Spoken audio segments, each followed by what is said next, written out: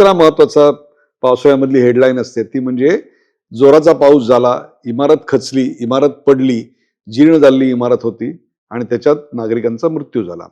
या सगळ्याला शेवटी जबाबदार कोण असतं?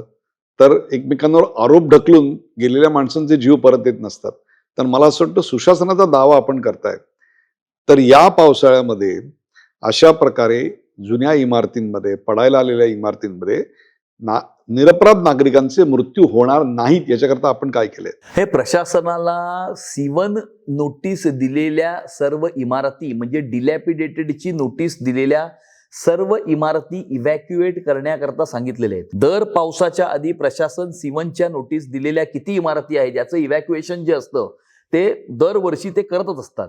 त्यामुळे यावर्षीही अगदी कटाक्षाने याचं पालन करून C1च्या नोटीस दिलेल्या जेवढ्या इमारती असतील त्या सर्वच्या सर्व इमारती इव्हॅक्युएट करा अशा प्रकारचे सक्त आदेश हे प्रशासनाला या संदर्भामध्ये दिलेले आहेत.